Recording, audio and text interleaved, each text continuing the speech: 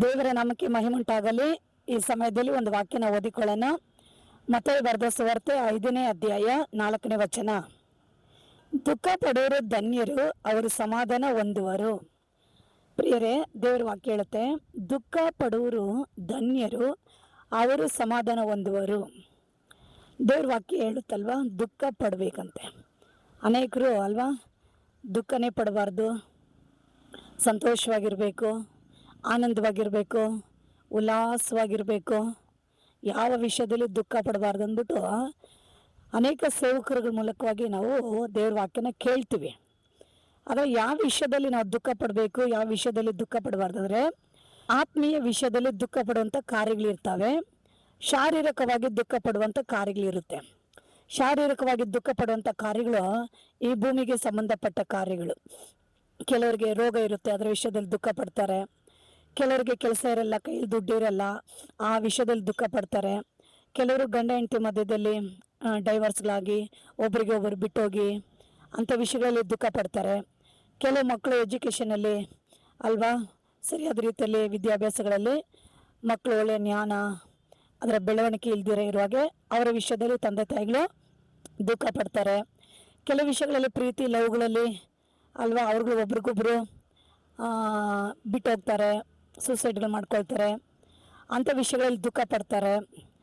ಈ ಲೋಕದಲ್ಲಿ ನಾವು ನೋಡುವಾಗೆ ಕಷ್ಟ, ದುಃಖ, ಬಾಧೆ, ಸಂಕಷ್ಟ ಎಷ್ಟೋ ವಿಷಯದಲ್ಲಿ ಜನರು ದುಃಖ ಪಡ್ತಾರೆ. ಅದು ಶಾರೀರಿಕವಾದ ದುಃಖ, ಲೋಕಕ್ಕೆ ಶಾರೀರಕ್ಕೆ ಸಂಬಂಧಪಟ್ಟ ದುಃಖ. ಆ ರೀತಿ ದುಃಖ ಪಡೋದು ಅದು ಮರಣಕ್ಕೆ ಸಂಬಂಧಪಟ್ಟ ದುಃಖ. ಅದರ ಆತ್ಮೀಯ ವಿಷಯದಲ್ಲಿ ದುಃಖ ಪಡೋದು ನಿತ್ಯ ಜೀವಕ್ಕೆ ಸಂಬಂಧಪಟ್ಟ ವಿಷಯ. ಆತ್ಮೀಯ ವಿಷಯದಲ್ಲಿ ಅಂದರೆ ನೋಡ್ರಿ, ಈ ಲೋಕದಲ್ಲಿ ದೇಶಗಳಲ್ಲಿ ಅನೇಕ ರಾಜ್ಯಗಳಲ್ಲಿ ಜಿಲ್ಲೆ ಗ್ರಾಮಗಳಲ್ಲಿ ಎಲ್ಲಿ ನೋಡಿದ್ರೂ ತುಂಬ ಜನ ಏನು ಮಾಡ್ತಾರೆ, ಪಾಪ ಮಾಡ್ತಾ ಇದ್ದಾರೆ. ದೇವ್ರ ವಾಕ್ಯ ಹೇಳುತ್ತೆ, ಪಾಪ ಮಾಡುವ ಆತ್ಮ ಸಾಯುತ್ತೆ, ಸತ್ತ ಮೇಲೆ ಅದು ನರಕಕ್ಕೆ ಹೋಗುತ್ತೆ. ಆಗ ಪಾಪ ಮಾಡುವಂಥ ಜನಗಳನ್ನ ನೋಡಿ ನಾವೇನು ಮಾಡಬೇಕಂತೆ, ಎಲ್ಲ ದೇವ ಮಕ್ಕಳು, ಸೇವಕರುಗಳು, ಸಭೆಗಳು ಪ್ರಾರ್ಥನೆ ಮಾಡಬೇಕು. ದೇವರ ಹತ್ರ ದುಃಖದಿಂದ, ದೇವ ಈ ಪಾಪಗಳು ಮಾಡೋ ಜನಗಳು ಬದಲಾಗಬೇಕು, ಈ ಪಾಪಗಳನ್ನ ಬಿಟ್ಟು ಅವ್ರು ಹೊರಗಡೆ ಬರಬೇಕಂದು ಆ ವಿಷಯದಲ್ಲಿ ದುಃಖಪಟ್ಟು ಪ್ರಾರ್ಥನೆ ಮಾಡಬೇಕು. ಎಷ್ಟೋ ಜನ ಆತ್ಮಹತ್ಯೆಗಳು ಮಾಡ್ಕೊಳ್ತಾರೆ, ಜೀವನ ಬೇಡ ಅಂದ್ಬಿಟ್ಟು. ಎಷ್ಟೋ ಜನ ಕೊಲೆಗಳಾಗಿ ಹೋಗ್ತಾ ಇದ್ದಾರೆ. ಅವುಗಳೆಲ್ಲ ನಾವು ನೋಡುವಾಗೆ ಕೇಳುವಾಗೆ ಆ ವಿಷಯದಲ್ಲಿ ನಾವು ದುಃಖ ಪಡಬೇಕು. ಅಂದರೆ ಮನುಷ್ಯನ ಜೀವಿತ ಶ್ರೇಷ್ಠವಾದದ್ದು, ಅವರ ಆತ್ಮಗಳು ಅಮೂಲ್ಯವಾದದ್ದು. ಈ ರೀತಿಯಾಗಿ ನಾಶವಾಗಿ ಜನಗಳು ಹೋಗುವಾಗೆ ಅವರ ನಿತ್ಯ ನರಕದಲ್ಲಿ ಹೋಗಿ ಎಷ್ಟೊಂದು ವೇದನೆ ಪಡ್ತಾರೆ. ಅದಕ್ಕೆ ಭೂಮಿಯಲ್ಲಿ ಇಂಥ ಒಂದು ಘಟನೆಗಳು ನಡೆಯುವಾಗೆ ಇಲ್ಲಿ ನೋಡಿದ್ರು ಕೊಲೆಗಳು, ಅದನ್ನು ನೋಡಿ ನಾವೇನು ಮಾಡಬೇಕು, ದುಃಖಪಟ್ಟು ಪ್ರಾರ್ಥನೆ ಮಾಡಬೇಕು. ಎಲ್ಲಿ ನೋಡಿದ್ರೆ ಆತ್ಮಹತ್ಯೆಗಳು ಮಾಡ್ಕೊಳ್ತಾರೆ, ಅದನ್ನು ನೋಡಿ ನಾವು ದುಃಖಪಟ್ಟು ಪ್ರಾರ್ಥನೆ ಮಾಡಬೇಕು. ಎಲ್ಲಿ ನೋಡಿದ್ರು ಚಿಕ್ಕ ಮಕ್ಕಳನ್ನೆಲ್ಲ ಅತ್ಯಾಚಾರ ಮಾಡಿ, ಕೊಲೆಗಳು ಮಾಡಿ, ಸಣ್ಣ ಮಕ್ಕಳನ್ನ ಗರ್ಭಪಾತಗಳು ಮಾಡಿ ಅಲ್ವಾ, ಎಲ್ಲಿ ನೋಡಿದ್ರೂ ಈ ರೀತಿಯಾಗಿ ವ್ಯಭಿಚಾರ ಪಾಪ. ಅದನ್ನು ನೋಡುವಾಗೆ ತುಂಬಾ ದುಃಖಪಟ್ಟು ಆ ಒಂದು ಪಾಪದಿಂದ, ಆ ಒಂದು ಭಯಂಕರವಾದ ಆ ಒಂದು ಸೈತಾನ ಬಲೆಯಿಂದ ಆ ಜನಗಳು ಹೊರಗಡೆ ಬರಬೇಕು. ಅಂತ ಪಾಪಗಳನ್ನ ಮಾಡಬಾರ್ದು, ಮಕ್ಕಳ ಜೀವವನ್ನು ತೆಗಿಬಾರ್ದು, ಮಕ್ಕಳನ್ನು ಹೊಟ್ಟೆನಲ್ಲಿ ಅಬೋಷಣೆಗಳು ಮಾಡಬಾರ್ದು. ಯಾಕಂದರೆ ಅದೆಲ್ಲ ಒಂದು ಜೀವ, ದೇವ್ರು ಕೊಟ್ಟ ಜೀವ. ಆ ರೀತಿಯಾಗಿ ನಾವು ನೋಡುವಾಗೆ ಕೇಳುವಾಗೆ ದೇವ ಜನರು, ಸೇವಕರುಗಳು, ಸಭೆಗಳು ಏನು ಮಾಡಬೇಕಂದ್ರೆ ದುಃಖಪಟ್ಟು ಪ್ರಾರ್ಥನೆ ಮಾಡಬೇಕು. ಅದಕ್ಕೆ ದೇವ್ರ ವಾಕ್ಯ ಹೇಳುತ್ತೆ, ದುಃಖ ಪಡೋರು ಧನ್ಯರು. ಆ ವಿಷಯದಲ್ಲಿ ನೀವು ಸಂತೋಷ ಪಡಬಾರ್ದು, ಅಂಥ ವಿಷಯದಲ್ಲಿ ಆನಂದ ಪಡಬಾರ್ದು. ಅಂಥ ವಿಷಯದಲ್ಲಿ ನಾವು ಒಂಥರ ಕೇರ್ಲೆಸ್ ಆಗಿ ಎಲ್ಲೋ ಆಗುತ್ತೆ, ಯಾರಿಗೂ ಆಗುತ್ತೆ, ನಮ್ಗೆ ಯಾಕಪ್ಪ, ಆ ರೀತಿ ನಾವು ದುಃಖ ಪಡದೆ ನಾವು ಒಂದು ಆನಂದ ಖುಷಿಯಾಗಿ ನಾವು ಈ ರೀತಿ ನಾವು ಜೀವಿಸೋದಾದರೆ ದೇವರ ಕೋಪ ಅವ್ರಗಳ ಮೇಲೆ ಬರುತ್ತೆ. ಅವರು ಆ ರೀತಿ ದುಃಖಪಟ್ಟು ಪ್ರಾರ್ಥನೆಗಳು ಮಾಡದೆ ಹೋದರೆ ಅವರ ಜೀವಿತದಲ್ಲಿ, ಅವರ ಕುಟುಂಬಗಳಲ್ಲಿ, ಅವರ ಮಕ್ಕಳಲ್ಲಿ, ಅವರು ಇರುವಂಥ ಸ್ಥಳಗಳಲ್ಲಿ ಅಂಥ ಒಂದು ಭಯಂಕರವಾದ ಕಾರ್ಯಗಳು ಅವ್ರುಗಳು ಹೊಂದಿಕೊಳ್ಳಬೇಕಾಗುತ್ತೆ. ಅವರು ಅಂಥ ಒಂದು ಕಾರ್ಯಗಳಲ್ಲಿ, ಅಂಥ ಕಾರ್ಯಗಳನ್ನು ಅನುಭವಿಸೋಂಥ ಸಮಯಗಳು ಬಂದ್ಬಿಡುತ್ತೆ. ಹಾಗಾಗಿ ಈ ದಿನಗಳಲ್ಲಿ ನಾವೇನು ಮಾಡಬೇಕು, ನಡೀತಾರಂಥ ಈ ಘಟನೆಗಳು, ಕೆಟ್ಟ ಸುದ್ದಿಗಳು ಎಲ್ಲ ಕಡೆಗಳಲ್ಲಿ ನಾವು ನ್ಯೂಸ್ಗಳಲ್ಲಿ ನೋಡ್ತೀವಿ. ನಮ್ಮ ಕಣ್ಣು ಮುಂದೆನೇ ಎಷ್ಟೋ ಕಡೆ ನಡೆಯುವಂಥ ಸುದ್ದಿಗಳನ್ನ ನೋಡ್ತೀವಿ, ಕೇಳ್ತಾ ಇದ್ದೀವಿ. ಹಾಗಾಗಿ ಮನಸ್ಸಿಗೆ ತುಂಬಾ ದುಃಖ ಆಗುತ್ತೆ, ಮನಸ್ಸಿಗೆ ತುಂಬ ನೋವಾಗುತ್ತೆ. ಯಾಕಂದರೆ ಜನರೆಲ್ಲ ಒಳ್ಳೆಯವರು. ಆದರೆ ಸೈತಾನದವನು ಏನು ಮಾಡ್ತಾನೆ, ಪ್ರತಿ ಮನುಷ್ಯನನ್ನು ಪ್ರೇರೇಪಿಸಿ ಈ ಪಾಪಗಳನ್ನ ಮಾಡಿಸಿ ಅವ್ರುಗಳು ಈ ರೀತಿಯಾಗಿ ಕೊಲೆಗಳಾಗಿ, ಅತ್ಯಾಚಾರಗಳಾಗಿ, ಈ ರೀತಿ ಅಪಘಾತಗಳಾಗಿ, ಆತ್ಮಹತ್ಯೆಗಳಾಗಿ, ಈ ಥರ ಒಬ್ಬರಿಗೆ ಒಬ್ಬರು ವಿರೋಧವಾಗಿ, ವೈರಾಗ್ಯವಾಗಿ ಹೀಗೆಲ್ಲ ನಾಶ ಆಗಿ ಹೋಗ್ತಾರೆ. ಹೋಗುವಾಗ ಅವರ ಆತ್ಮಗಳು ಎಷ್ಟೋ ಭಯಂಕರವಾದ ಅಗ್ನಿ ನರಕಕ್ಕೆ ಹೋಗ್ತಾ ಇದ್ದಾವೆ. ಅದು ಜನರಿಗೆ ಗೊತ್ತಾಗ್ತಾ ಇಲ್ಲ.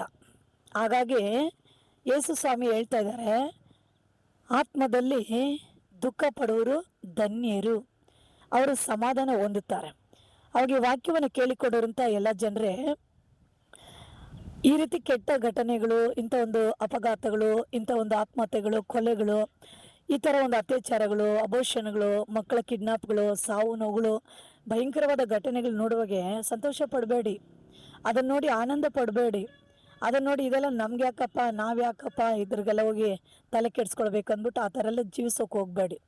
ಆ ಕಾರ್ಯಗಳನ್ನ ನೋಡುವಾಗೆ ಎಲ್ಲರೂ ದೇವ್ರ ಹತ್ರ ಪ್ರಾರ್ಥನೆ ಮಾಡಿರಿ. ದೇವ್ರೆ, ನಮ್ಮ ದೇಶದಲ್ಲಿ ಹಿಂಗೆ ನಡಿಬಾರ್ದು, ನಾವಿರೋ ರಾಜ್ಯಗಳಲ್ಲಿ ನಡಿಬಾರ್ದು, ನಾವಿರೋಂಥ ಹಳ್ಳಿ ಗ್ರಾಮಗಳಲ್ಲಿ ನಡಿಬಾರ್ದು. ಎಲ್ಲ ಗಂಡಸರು ಒಂದು ಒಳ್ಳೆ ಮನಸ್ಥಿತಿಗಳಲ್ಲಿ ಅವ್ರುಗಳು ಬರಬೇಕು. ಎಲ್ಲ ಸ್ತ್ರೀಗಳು ಒಳ್ಳೆ ಮನಸ್ಥಿತಿಯಲ್ಲಿ ಬರಬೇಕು. ಎಲ್ಲ ಯೌವನದ ಮಕ್ಕಳು ಈ ರೀತಿ ಡ್ರಗ್ಸು, ಗಾಂಜಾ, ವ್ಯಭಿಚಾರ, ಲಾಂಗು ಮಚ್ಚುಗಳು, ಈ ಥರ ಒಂದು ಅತ್ಯಾಚಾರಗಳಲ್ಲಿ ಅವ್ರು ಯಾರೂ ಈ ಥರ ಹೋಗ್ಬಾರ್ದಪ್ಪ. ಅವ್ರಿಗೆಲ್ಲರನ್ನ ನೀನು ಬಿಡುಗಡೆ ಮಾಡಪ್ಪ, ಅವ್ರಿಗೆಲ್ಲರನ್ನ ನೀನು ರಕ್ಷಿಸಪ್ಪ ಅಂದ್ಬಿಟ್ಟು ನಾವು ದುಃಖವಾಗಿ ದೇವ್ರ ಹತ್ರ ಪ್ರಾರ್ಥನೆ ಮಾಡಬೇಕು. ನಾವು ನೋಡುವಾಗೆ, ಕೇಳುವಾಗೆ ಎಲ್ಲ ಕಾರ್ಯಗಳಿಗೆ ಒಡ್ಡನೆ ದೇವರ ಸಮ್ಮುಖದಲ್ಲಿ ಭಾರದಿಂದ, ಕಣ್ಣೀರಿಂದ, ದುಃಖದಿಂದ ನಾವು ಪ್ರಾರ್ಥನೆ ಮಾಡಬೇಕು. ಆ ಥರ ನಾವು ಪ್ರಾರ್ಥನೆ ಮಾಡುವಾಗೆ ದೇವರು ಆ ಪ್ರಾರ್ಥನೆ ಕೇಳ್ತಾನೆ. ಆ ಪ್ರಾರ್ಥನೆ ನಿಮಿತ್ತವಾಗಿ ಎಲ್ಲ ಕಡೆ ಈ ರೀತಿ ನಡೆಯುವಂಥ ಒಂದು ಕೆಟ್ಟ ಘಟನೆಗಳನ್ನ ದೇವರು ತಡೆದು ನಿಲ್ಲಿಸ್ತಾರೆ. ಎಲ್ಲ ಜನಗಳು ಒಳ್ಳೆ ರೀತಿ ಜೀವನ ಮಾಡ್ತಾರೆ, ಸಮಾಧಾನವಾಗಿರ್ತಾರೆ. ಆನಂತರ ಎಲ್ಲರೂ ದೇವ್ರ ಕಡೆ ತಿರ್ಕೊಳ್ಬೇಕಂದು ನಾವು ಪ್ರಾರ್ಥನೆಗಳನ್ನ ಮಾಡುವರಾಗಿರಬೇಕು. ಪ್ರಾರ್ಥನೆ ಮಾಡಿದ್ರೆ ದೇವರು ದೊಡ್ಡ ಕಾರ್ಯ ಮಾಡ್ತಾನೆ. ಯೇಸು ಸ್ವಾಮಿನೂ ಎಷ್ಟೋ ದುಃಖ ಪಡ್ತಾ ಇದ್ದಾರೆ. ಈ ದೇಶ ನೋಡಿ, ದೇಶದ ಜನಗಳು ನೋಡಿ, ನಡೀತಾ ಇರೋಂಥ ಈ ಘಟನೆಗಳು ನೋಡಿ ಯೇಸು ಸ್ವಾಮಿ ದುಃಖಪಟ್ಟು ಕಣ್ಣೀರು ಬಿಡ್ತಾ ಇದ್ದಾರೆ. ಅದೇ ರೀತಿ ಎಷ್ಟೋ ಕಡೆಗಳಲ್ಲಿ ಸೇವಕರುಗಳು ದುಃಖ ಪಡ್ತಾ ಇದ್ದಾರೆ, ಪ್ರಾರ್ಥನೆ ಮಾಡ್ತಾರೆ. ಎಷ್ಟೋ ದೇವ ಜನಗಳು ಅದ್ರಿಗಾಗಿ ಕಣ್ಣೀರು ಸುರಿಸಿ ಪ್ರಾರ್ಥನೆ ಮಾಡ್ತಾರೆ. ಹೌದು, ಈ ಒಂದು ದೇವ್ರ ವಾಕ್ಯನ ಕೇಳಿಕೊಂಡಿರೋಂಥ ಎಲ್ಲ ಮಕ್ಕಳೇ, ನೀವು ಸಹ ಪ್ರಾರ್ಥನೆಗಳನ್ನ ಮಾಡಿರಿ, ಕಣ್ಣೀರು ಹಾಕ್ರಿ. ಯೇಸು ಸ್ವಾಮಿ ಎಲ್ಲರಿಗೂ ರಕ್ಷಣೆ ಕೊಡಬೇಕು. ದೇವರು ಎಲ್ಲರನ್ನ ಕಾಪಾಡಬೇಕು. ದೇವರು ಎಲ್ಲರನ್ನ ಪ್ರಾಣ ಭಯದಿಂದ, ಪ್ರಾಣ ಅಪಘಾತಗಳಿಂದ, ಎಲ್ಲ ಮರಣದಿಂದ ದೇವರು ತಪ್ಪಿಸಬೇಕು. ಸುರಕ್ಷಿತವಾಗಿ ಹೆಣ್ಮಕ್ಳು ಜೀವಿಸ್ಬೇಕು. ಎಲ್ಲ ಕಡೆ ಮಕ್ಕಳು ಸುರಕ್ಷಿತವಾಗಿರಬೇಕು. ದೇವರು ಎಲ್ಲರಿಗೂ ರಕ್ಷಣೆ ಕೊಡಬೇಕು, ಎಲ್ಲರನ್ನ ಕಾಪಾಡಬೇಕು. ಎಲ್ಲರಿಗೂ ದೇವರು ಒಂದು ಒಳ್ಳೆ ಆಶೀರ್ವಾದ, ಬಿಡುಗಡೆ ಕೊಡುವ ಹಾಗೆ ಪ್ರಾರ್ಥನೆ ಮಾಡ್ರಿ. ಹೌದು, ದೇವ್ರ ವಾಕ್ಯ ಹೇಳುತ್ತಲ್ವ, ದುಃಖ ಪಡುವರು ಧನ್ಯರು, ಅವರು ಸಮಾಧಾನವಂತಾರೆ. ನೀವು ಆ ರೀತಿ ದುಃಖಪಟ್ಟು ಪ್ರಾರ್ಥನೆ ಮಾಡಿದ್ರೆ ನಿಮ್ಮ ಹೃದಯದಲ್ಲಿ ದೇವ ಸಮಾಧಾನ ಬರುತ್ತೆ. ಆಗ ನೀವು ಸಮಾಧಾನವಾಗಿರ್ತೀರ, ನಿಮ್ಮ ಕುಟುಂಬಗಳಲ್ಲಿ ಒಂದು ದೊಡ್ಡ ಸಮಾಧಾನ ಇರುತ್ತೆ. ದೇವ ಸಮಾಧಾನ ನಿಮ್ಮನ್ನು ಮುಚ್ಚಿಕೊಳ್ಳುತ್ತೆ. ದೇವ ಸಮಾಧಾನ ನಿಮ್ಮ ಜೀವಿತದಲ್ಲಿ, ಕುಟುಂಬಗಳಲ್ಲಿ ಆಳ್ವಿಕೆ ಮಾಡುತ್ತೆ. ನೀವು ಸಮಾಧಾನವಾಗಿರ್ತೀರ. ದುಃಖ ಪಡ್ರಿ, ಅಳ್ರಿ, ಪ್ರಾರ್ಥಿಸ್ರಿ, ದೇವರ ಸಮ್ಮುಖದಲ್ಲಿ ಮೊರೆ ಇಡ್ರಿ. ದೇವರು ನಿಮ್ಮನ್ನು ಆಶೀರ್ವದಿಸಲಿ. ಸಣ್ಣ ಪ್ರಾರ್ಥನೆ ಕಾರ್ಯಗಳಿಗಾಗಿ ನಾವು ಮಾಡೋಣ. ಇವಾಗ ಸರ್ವಶಕ್ತನಾಗಿರೋ ನನ್ನ ದೇವ, ನಮ್ಮ ದೇಶದಲ್ಲಿ, ನಮ್ಮ ರಾಜ್ಯಗಳಲ್ಲಿ, ನಮ್ಮ ಜಿಲ್ಲೆ ಗ್ರಾಮಗಳಲ್ಲಿ ನಡೀತಾರೆ ಎಲ್ಲ ಘಟನೆಗಳು ಸ್ವಾಮಿ, ಇದೆಲ್ಲಿ ಏನು ನಡೀಬಾರ್ದಪ್ಪ. ಎಲ್ಲ ಒಂದು ಘಟನೆಗಳಿಂದ, ಎಲ್ಲ ಭಯಂಕರವಾದ ಒಂದು ಆಪತ್ತುಗಳಿಂದ, ಎಲ್ಲ ಒಂದು ಕರ್ತನೆ ಪಾಪಗಳಿಂದ, ಎಲ್ಲ ಮರಣಕರವಾದ ಒಂದು ಕಾರ್ಯಗಳಿಂದ ಎಲ್ಲ ಮಕ್ಕಳನ್ನ ನೀನು ಕಾಪಾಡಪ್ಪ. ಚಿಕ್ಕ ಮಕ್ಕಳಿಗೆ ರಕ್ಷಣೆ ಕೊಡು, ಯೌವನದ ಮಕ್ಕಳಿಗೆ ರಕ್ಷಣೆ ಕೊಡು, ಸ್ತ್ರೀಗಳಿಗೆ ರಕ್ಷಣೆ ಕೊಡು. ಎಲ್ಲ ಪುರುಷರುಗಳನ್ನ ಬದಲಾವಣೆ ಮಾಡು, ಸಾವು ನೋವುಗಳನ್ನ ತಡೆದು ನಿಲ್ಲಿಸು, ಪಾಪಗಳೆಲ್ಲ ಬಿಡುಗಡೆ ಮಾಡು.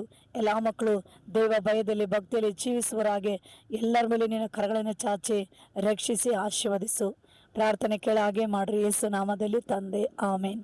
ಈ ವಾಕ್ಯ ಕೇಳಿಕೊಂಡಿರೋಂಥ ಎಲ್ಲ ಪ್ರಿಯರೇ, ದೇವರು ನಿಮ್ಮನ್ನು ಆಶೀರ್ವದಿಸಲಿ. ಲೈಕ್ ಮಾಡಿ, ಶೇರ್ ಮಾಡಿ. God bless you. ಆಮೇನ್.